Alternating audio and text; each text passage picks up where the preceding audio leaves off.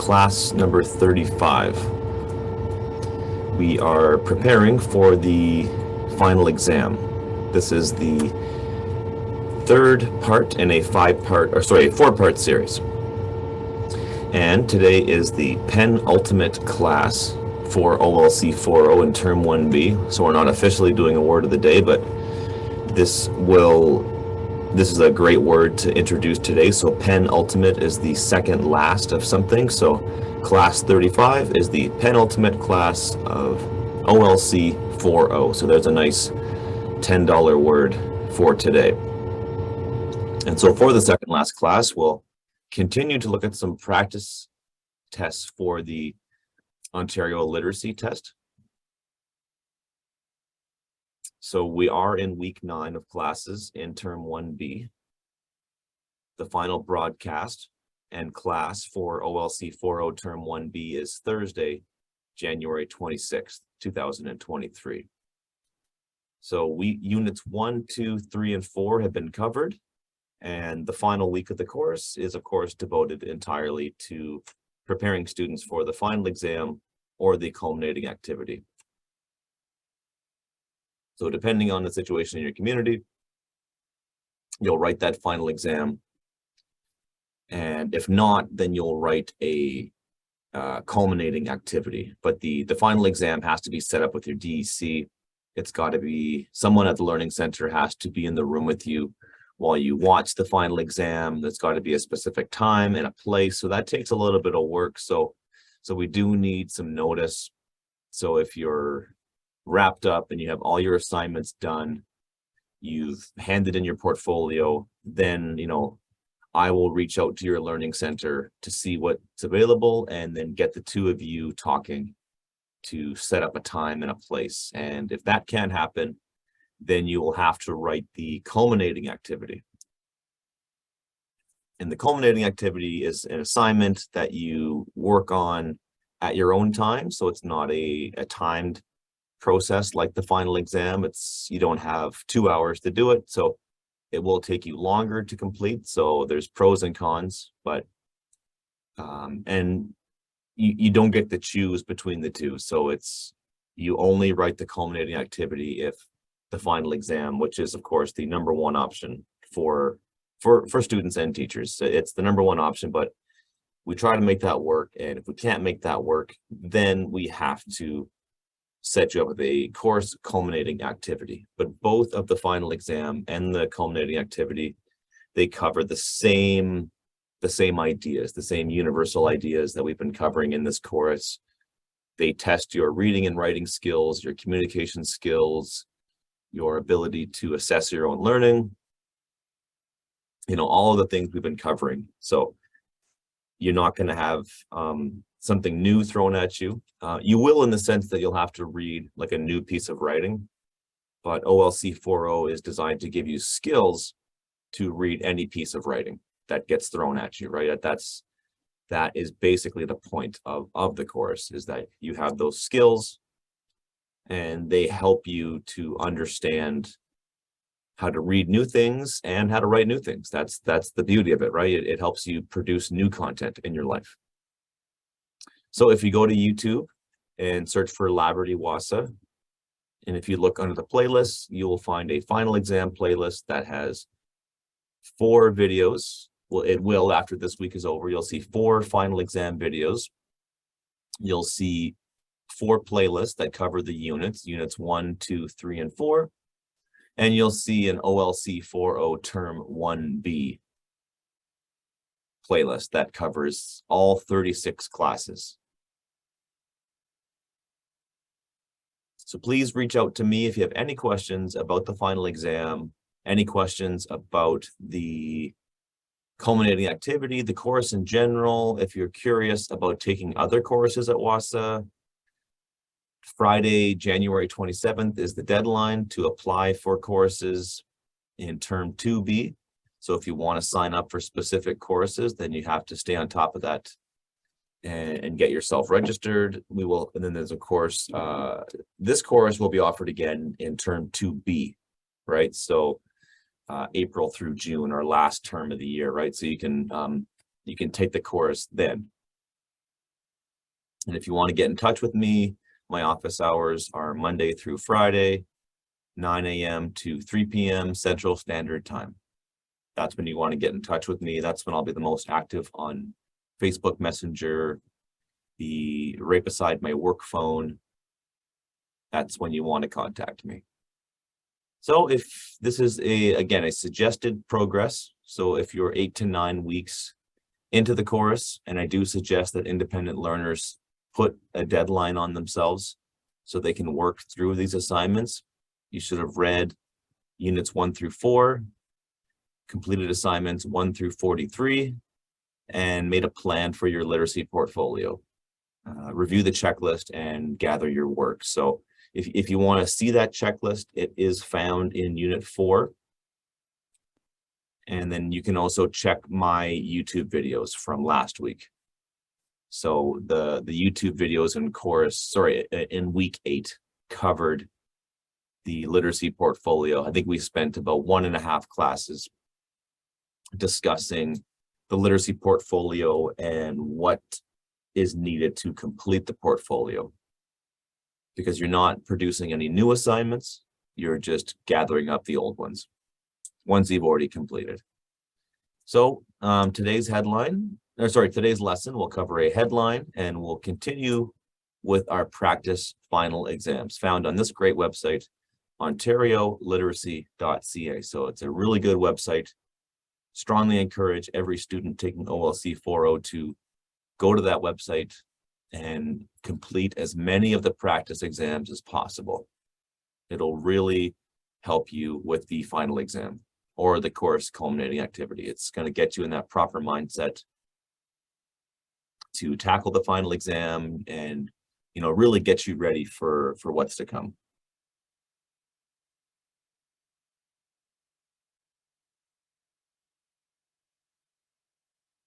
So that'll be, today's lesson in a nutshell. We'll do our penultimate, our second last headline of the year, and then keep working with those final exams. And they do give you an advantage. So I want you to study the course material, go over my classes, review those key concepts, but focusing on OntarioLiteracy.ca is really going to be an important part of your strategy for succeeding in the course. And the final exam is worth 20% of your final grade. So you really want to devote time to preparing yourself, getting yourself prepared for it mentally, so you know what to expect. And it's not like a math or a science course where you can study specific things and memorize certain terms. Preparing for this exam is really about practicing specific skills and working on those skills and putting them into practice. That's the only way you're gonna find success in the course, is by working through those practice assignments and testing your ability to be confronted with a new piece of writing and reading it and then writing about it.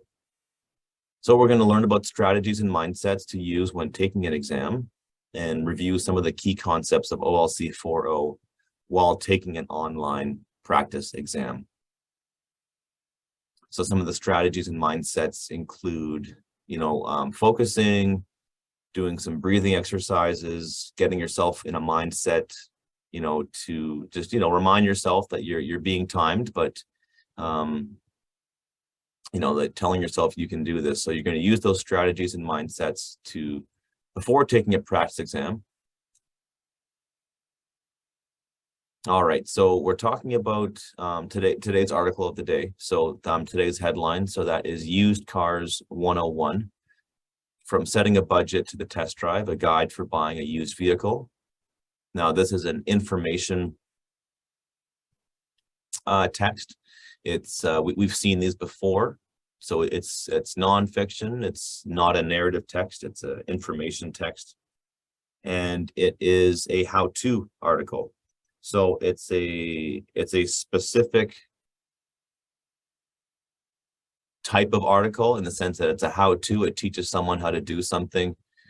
It's yeah, it's giving somebody step-by-step articles. In this case, how to approach buying a used car. So the byline is who wrote it, when they wrote it. That's Copper Langford, January 24th, 2023.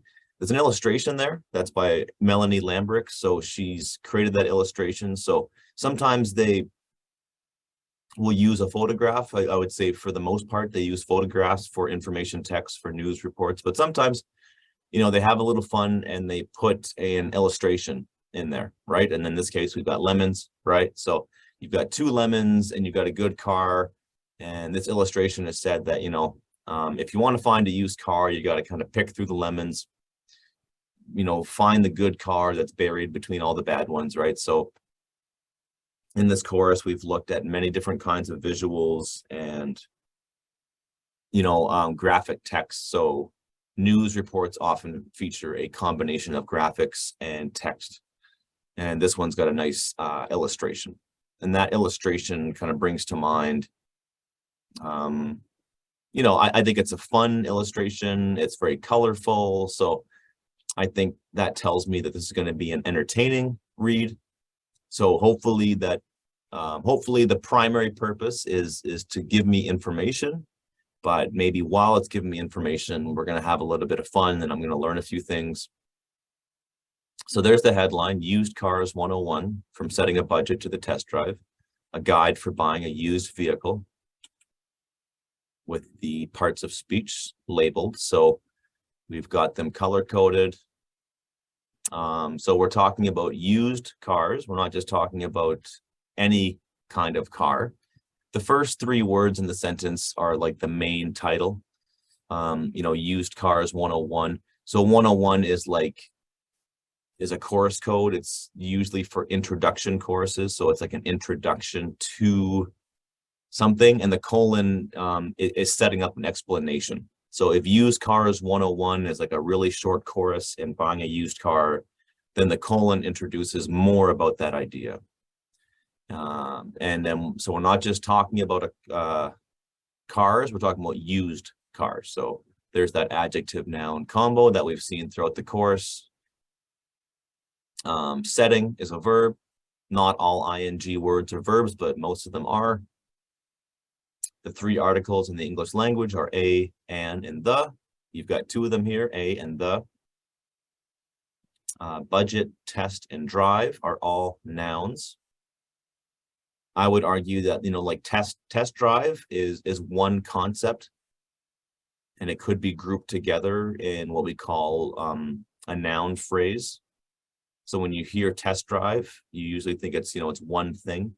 It's, it's me taking a car out in the road to see how it handles, or, it's just me testing the features of a vehicle. So I know what to expect. So test drive could maybe be hyphenated, could be combined to make one word. And maybe in the future, we will combine that into one kind of compound super word.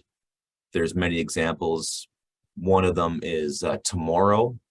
And people used to say to the morrow. So they would say, oh, I'll see you to the morrow. But that got shortened down. The word the got eliminated, and to and morrow became combined. And then we got the word tomorrow, right? So just over time, the way people use language changes. And then we've got the second part of that headline. We have a dash at the top. And a dash is, 2 hyphens side by side. So if you're on a word processor, and if you type the hyphen button twice, and then keep typing, the computer will turn that into a dash. So a hyphen is like one short line, and the dash is a longer line. We've got 2 articles, A and A. So a guide for buying a used vehicle. All right, so let's jump into the text itself. So you've decided to buy a car. Here's the first question, new or used? In general terms, the choice is straightforward. A new car comes with the latest features, warranties, and the promise of a few years of driving free from all but routine maintenance. The benefit of buying used, if you choose well, you'll save a bundle. So if we break that down, we've got another example of a colon, right? Which the colon serves to introduce an idea, or it expands upon an idea. So everything before the colon is sort of setting up something. In this case, we're setting up a question. That question is simple, new or used. Everything before the colon should be a full sentence, more or less. In general terms, comma, that's an introductory phrase. So very useful device to use in your writing. Introductory phrases are always ended with a colon. So in general terms, comma, the choice is straightforward. See what else do we have here with the latest features, warranties, and the promise of a few years of driving free from all but routine maintenance. We've got an example of commas used to separate a list. And then we're also using the comparison contrast. So compare and contrast is a very useful tool for information articles.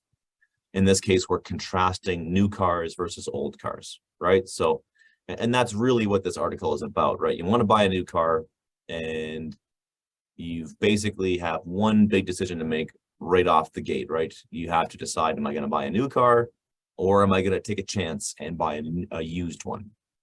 You know, usually because you want to save some money, right? So what are the benefits of doing that? And if you choose well, you'll save a bundle. It hasn't been so simple in pandemic times. The pandemic led to inventory shortages and soaring vehicle prices as people who would normally buy only new cars flooded onto the pre-owned lots. But pandemic challenges aside, the basic principle of buying used remains. Find the right vehicle at the right price and you'll get good value. Here's how. And so we've got another example of the colon down there. So it's that setting up. So the basic principle of buying used remains. And so that colon is like an explanation. So here it is. So what basic principle? So the everything before the colon has set up an expectation that we're going to talk about, you know, so that's, you know, a very useful piece of punctuation to master and use.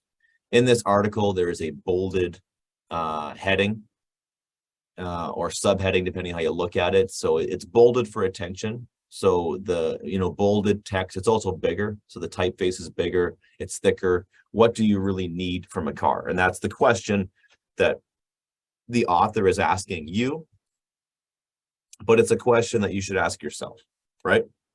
And so what do you need in a car? And so we've got another example of dashes, right? So, and those dashes are setting off that important concept. Are you buying new? Are you buying used? To do that, evaluate your needs and how they're met by various makes and models. Think about how you'll use the vehicle, how often and how far you'll drive, and how much space you need for passengers or cargo. And so the author is taking you through some of the things to consider about the vehicle. They're introducing lots of ideas, and then further on in the article, they'll offer further explanation on that. So you want to kind of, you know, you want to kind of set up a main idea, and then you want to deliver upon that. And when you write a how-to article, you don't want to wait too long.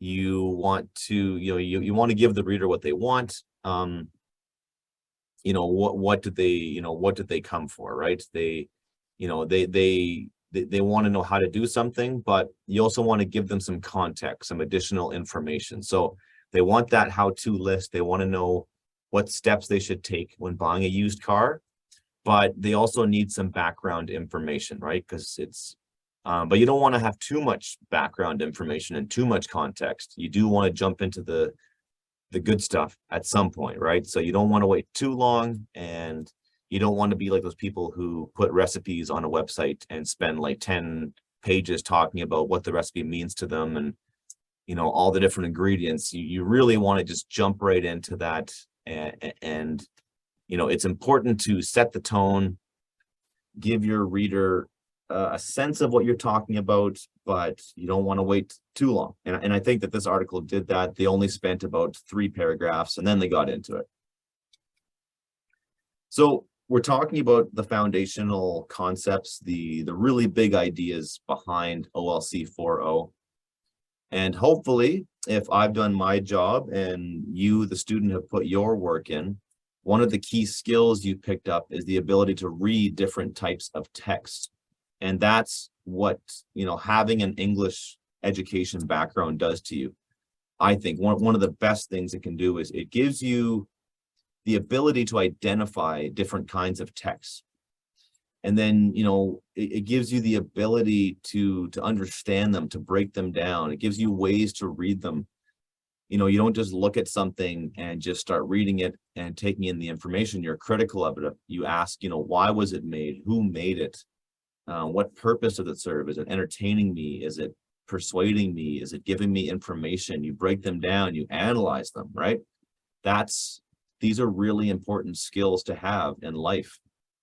You don't just look at information and just say like, oh, well, that's true, I'm just going to read it, right?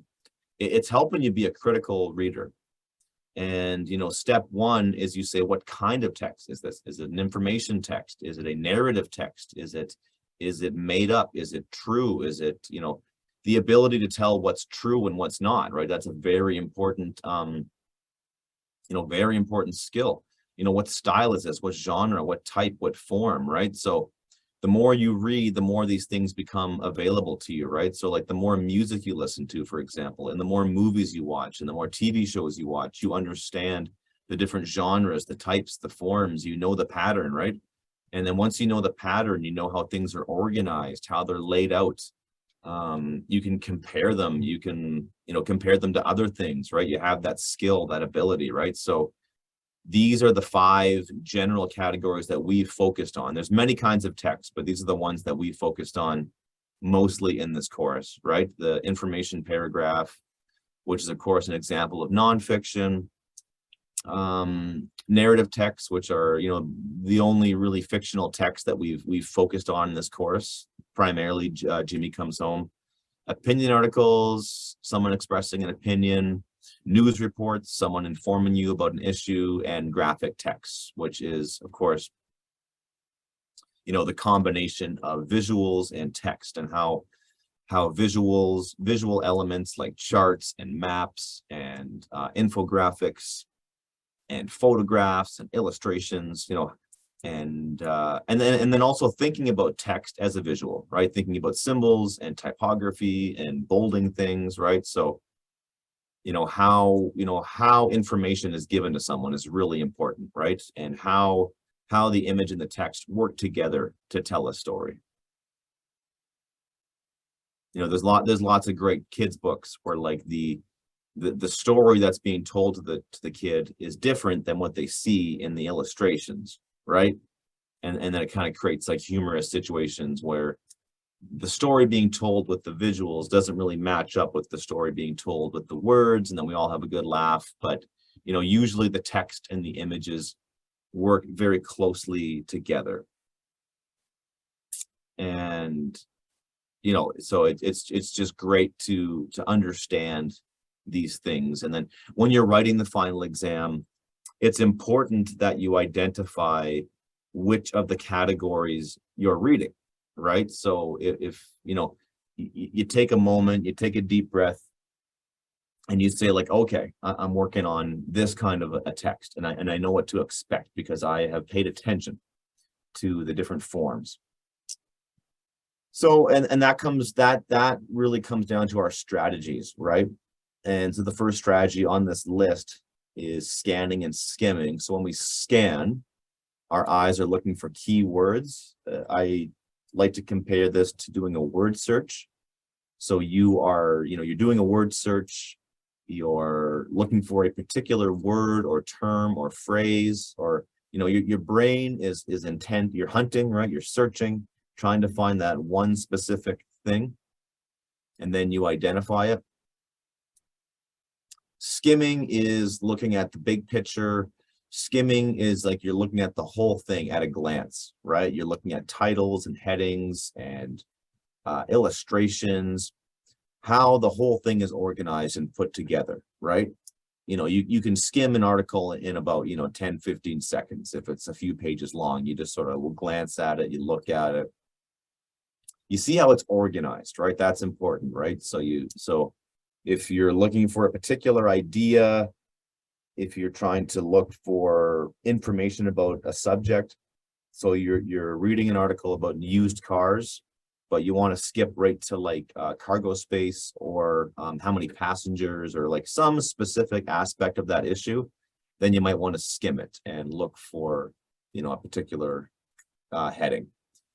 So that what I'm drawing there on the screen now is a graphic organizer. So we use graphic organizers. So this is while we're reading something. So this is during the reading process.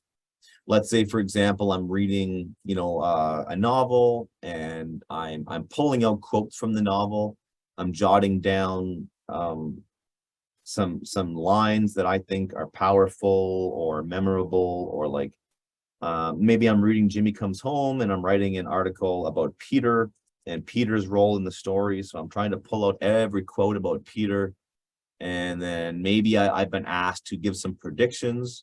So maybe I had to read a chapter and then and then make some predictions based on direct quotes I've read in the novel. So it's like reading what's required of you, reading, like read the question, read the expectation, and then while you read it, use that graphic organizers to take notes.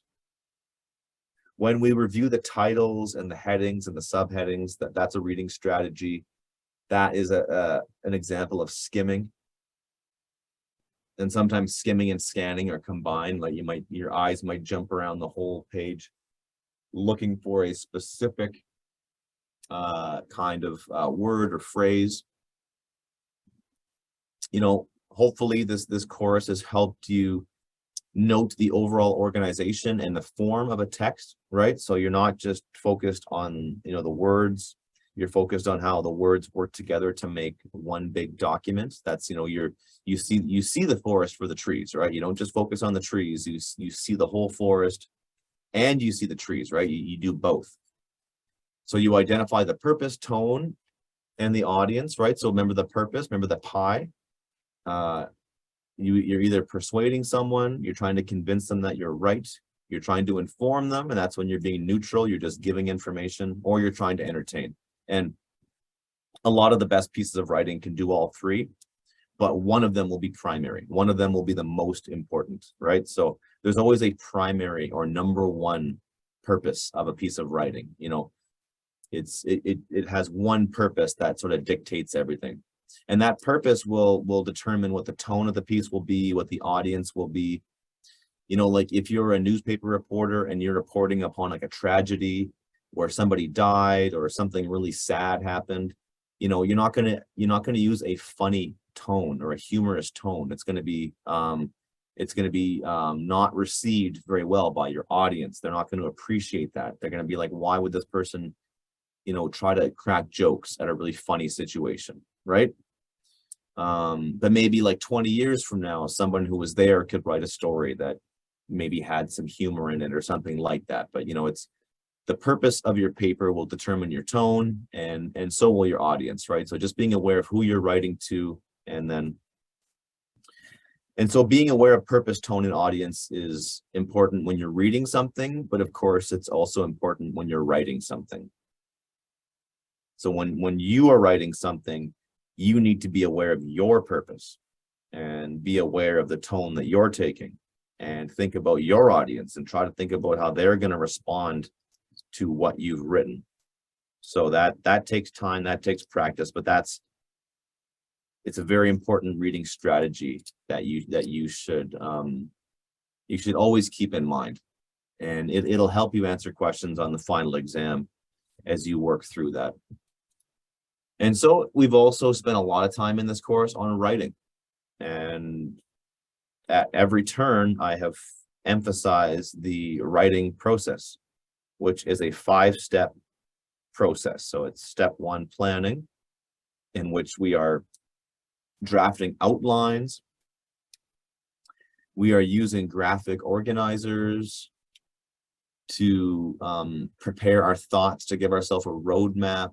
We're doing research. We're dreaming. We're creating a vision, right? So I mean, I like the planning phase, right? It's very fun. It's probably the most enjoyable part of the writing process, depending on the assignment, right? It's nice to just dream up what you're going to do. We all like to think about all the amazing things we could do. Getting out there and doing them is, of course, the hard part, but it's important to just give yourself a roadmap. With this course, I've shown you some strategies like sentence planners or sentence prompts. And when you prompt someone, you push them forward, you give them a plan. A prompt is getting the process started. Paragraph planners. So I'm going to write a sentence about this, then I'm going to write a sentence about that. So sometimes if you have writer's block and you don't know what to write about, just tell yourself what you're going to write about, right? And then give it some thought and then go ahead and write it, right? So that's all part of the planning process. And then you can plan out your paragraphs. So at the very basic, just say, my first paragraph is going to be about this, and my second paragraph is going to be about that. And then break down each paragraph by sentences. So revising is big picture stuff, and editing is small picture stuff, right? So editing is our word choice, punctuation, our spelling. It's also word order, so which order the words go in our sentence. Writing is, of course, writing, and publishing is when we share it with other people. So the final exam, or culminating activity, will when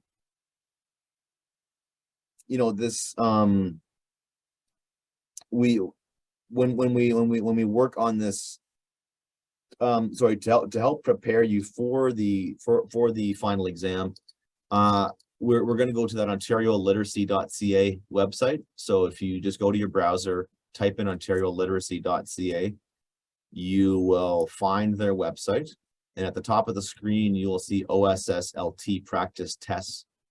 And then once you click on that, you can get certain years. So what I've done is I've gone back to the one that we read yesterday's class. So we're looking at a very young scientist, Jessica McAlpine, and she, if you remember, she's a young scientist, and they've written this article, which in a sense is like a very short biography about her life. She's very young, but she's accomplished a lot in her life. And so after you read that article, you complete 9 questions about that article. And this is what you're going to find on your final exam. You're definitely going to see a question like this, where you are given an article, you read the article, and then you answer questions about it. And some of the questions are going to be general, but some of them are going to be very specific. So we've already covered most of the questions here. So for today's class, we're going to look at question 7, question 8, and question 9, and just have a look at those questions and make sure we understand them, and hopefully give you some strategies for when you write your final exam. So which statement is accurate? Plasmodium is a plant gene. Plasmodium is a natural herbicide. Plasmodium is the drug used to treat malaria, and Plasmodium is the species of parasite that causes malaria. So if you notice, the word Plasmodium has been italicized, which is very useful. So usually when you read an article, a scientific article, specifically, they're going to give you keywords and words that people don't know a lot, like kind of you don't really hear Plasmodium in speech a lot, so they italicize it. So they set it off from the other words. It's a capital P, it's a proper noun. So so you have to figure out, of those 4, which is it, and they all seem like they could be the right answer, but I would use the scanning technique, where you're going to go back and you're going to look at the article, and it's going to be it's going to be an exercise in just searching for that specific word. You're going to use your eyes and search for every instance, every time the author wrote that word plasmodium. And we're asking yourself, okay, is it a plant gene? So is it a gene? Is it a herbicide? Is it a drug? Is it a species of parasite that causes malaria? So what is it? So we're gonna focus on that word, and then we're gonna go back up and we're gonna see. Okay, so my eyes see it right there in that paragraph 5. But that's I think that's the second time they reference it. So let's go back up and okay, I can see it in paragraph 3 where it says, in the 1990s, scientists discovered that the parasite causing malaria, a species called Plasmodium, actually has plant genes. So it's a parasite, right? A parasite causing malaria. So it's a species. So it's a species of parasite that causes malaria, right? So I think that's all the information I need to go back to the article and find the right answer, right? So if we go back and then we see a plant gene, a species of parasite that causes malaria. There it is. So I know that 7D is the right answer. Question 8, what is the function of the dashes in paragraph 6? Actually, I think we looked at that. We looked at that question in the previous class. So if you go back to the previous class, you'll see the explanation for that. Question 9, which statement best summarizes the selection?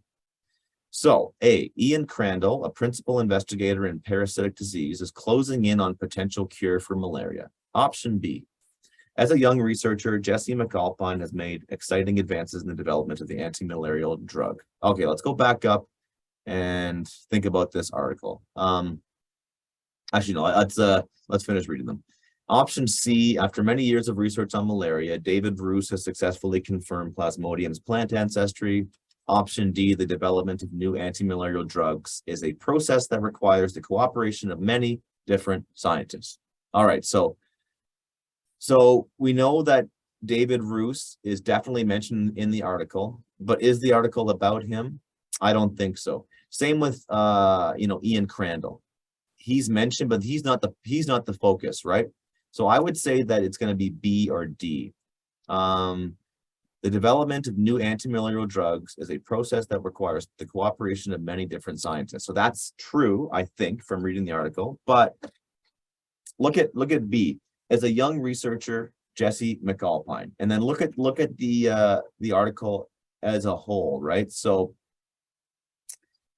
it's look at the photograph, right? We're talking about this young woman, and the very first word is Jesse. Jesse McAlpine is the first 2 words. So, and the way it's structured is this is like a little mini biography of this woman's life. So yes, it's about malaria. It's about finding cures for malaria. It's about science. It's about how scientists work together, how they release studies. But, I would say it's about her life. So I would say option B is the most accurate way to describe that article.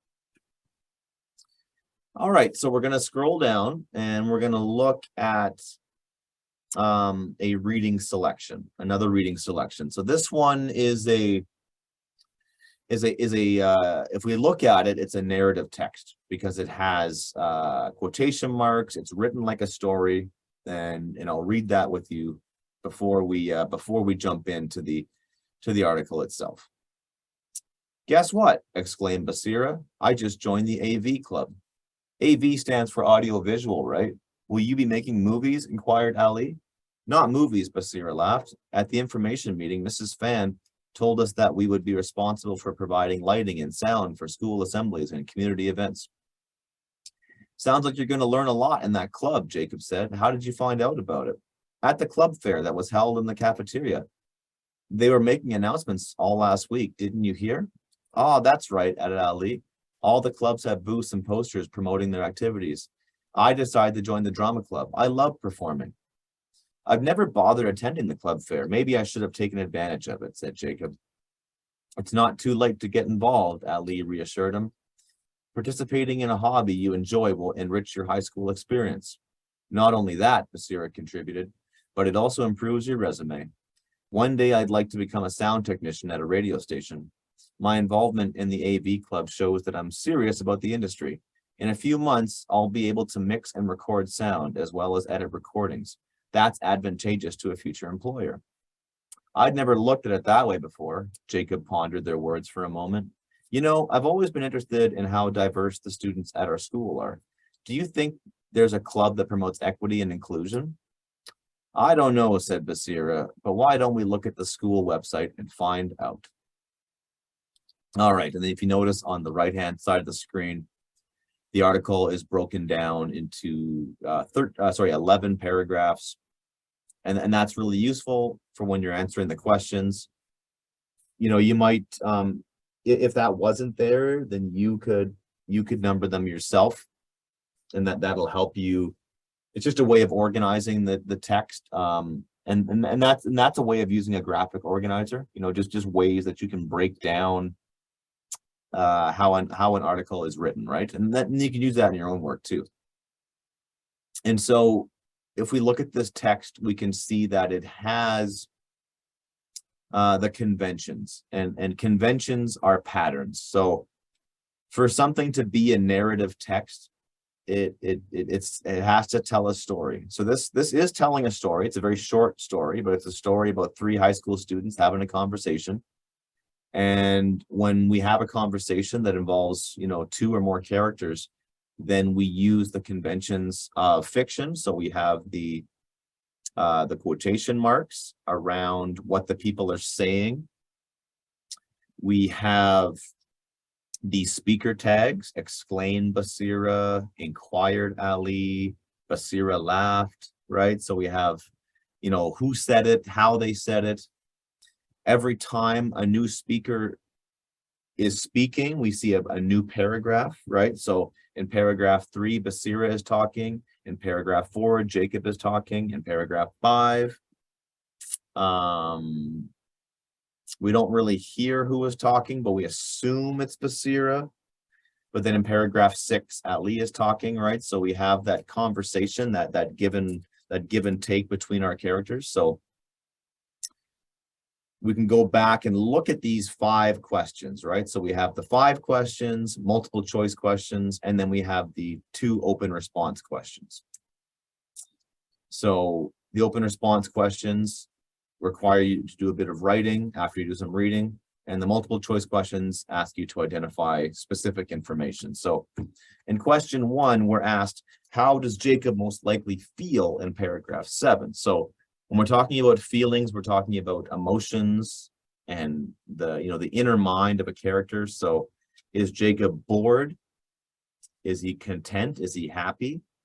Is he C, regretful? Or is he D, impatient, right? So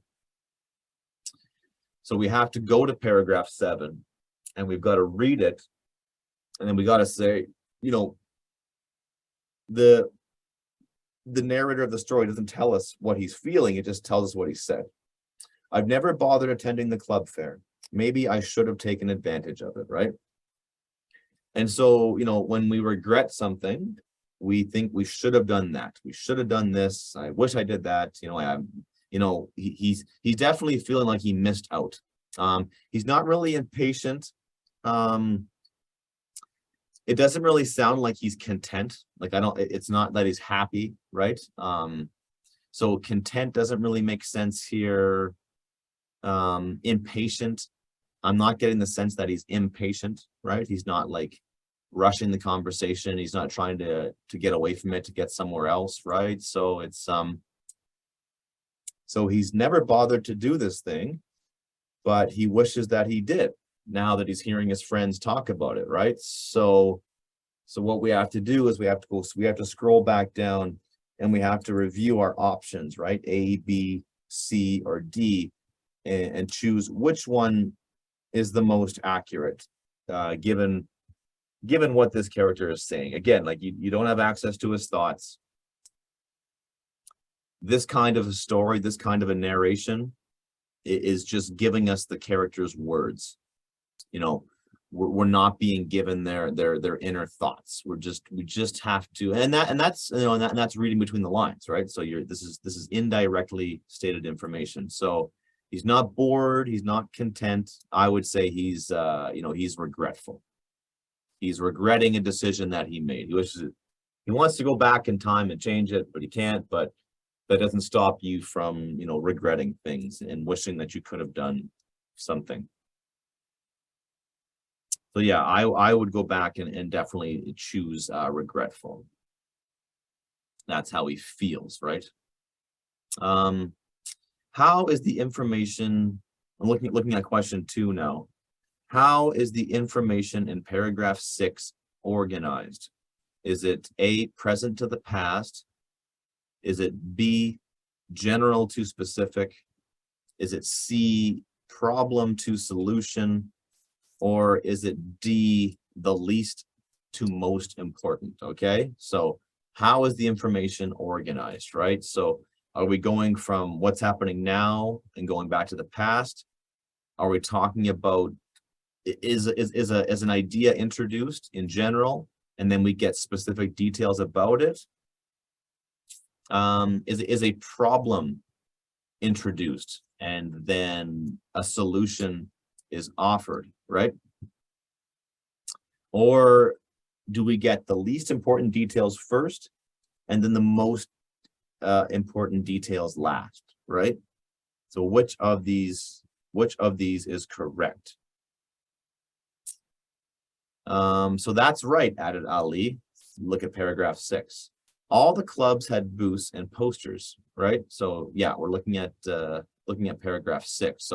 So all of the presenters had booths. And then I decided to pick the AV club, right? So he's saying, so that's not really present to past because he's just talking about the past. It's not really talking about a problem and then a solution. Least to most important kind of fits because the least important detail is the fair and the most important would be him picking a club. But I would argue that, so in general, there was this fair. And then I decided to join the drama club. I love performing, right? So it's going from the general to the specific, right? So you've got, you're going from a general idea. So this concept or this idea of a community fair or a club fair at a school, and then going from that even to a more specific detail. So we're talking about a specific part of that club fair. In this case, the table that the AV club would have put together. So I would say that B is the correct answer. General to specific.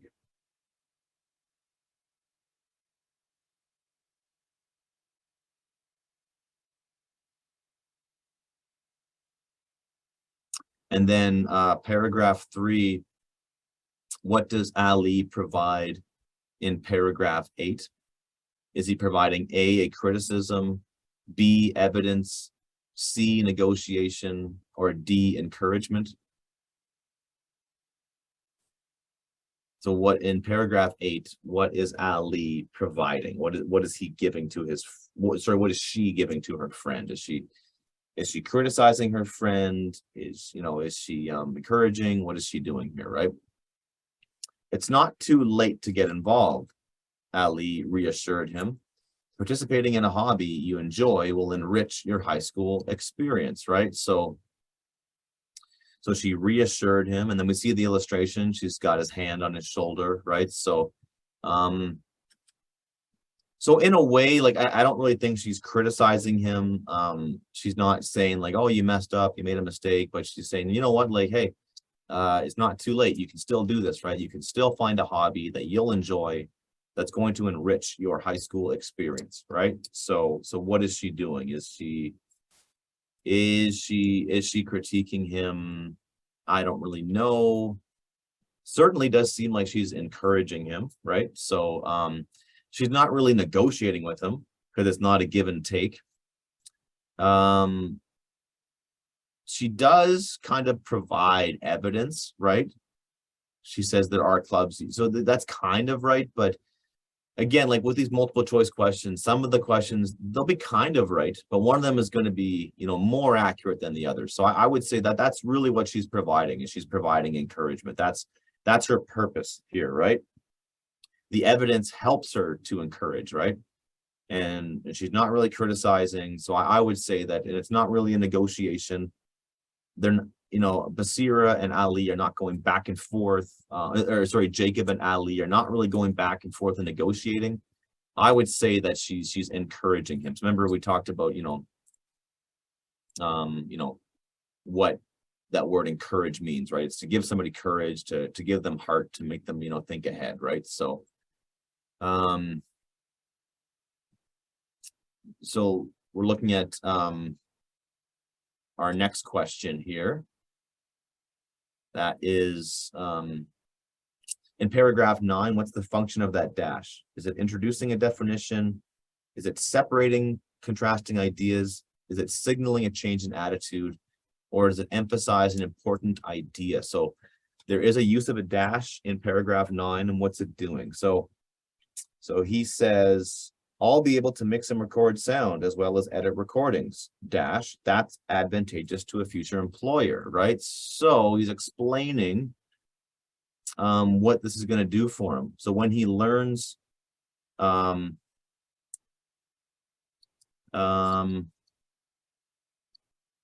that's what mixing and recording sound is going to do for him. It's going to help out a future employer of his. And I think more importantly, it's going to give him a job. So what is it doing? What is that dash doing? Is it giving us more information? Is it, is it giving us information about the term? Is it offering, is it setting up an idea? What function does that dash serve? And then, so you have to weigh the 4 options. And then, again, a really useful strategy is to eliminate the ones that you think are wrong for sure, and then get down to the ones. So it's not really defining something. He's not really contrasting ideas. He's not talking about a change of attitude. I think he's emphasizing an important idea. Question 5 is, what's the best meaning of the word pondered and used in paragraph 10? So does ponder mean to consult?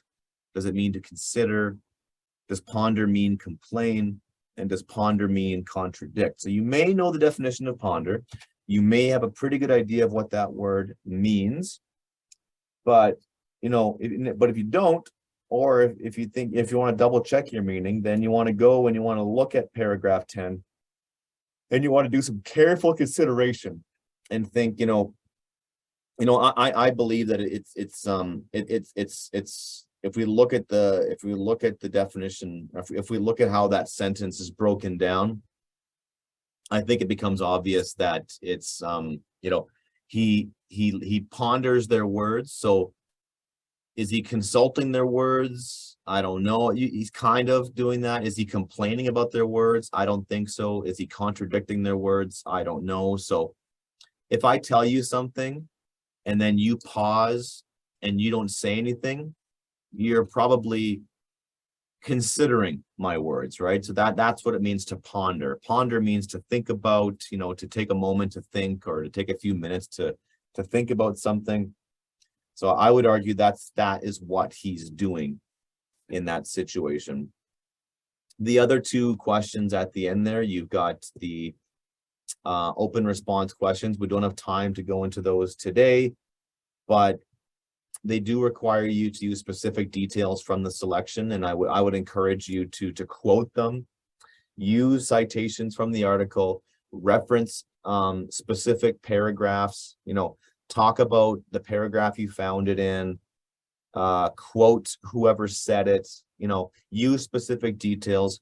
You have to demonstrate to the writer, or you have to demonstrate to the marker that you've actually read the piece and you've thought about it carefully. And that's how you're going to get the full marks. Okay, so that's it for class number 35. Thanks for tuning in, and tomorrow will be the final one. So thanks for that, and good luck on that final exam.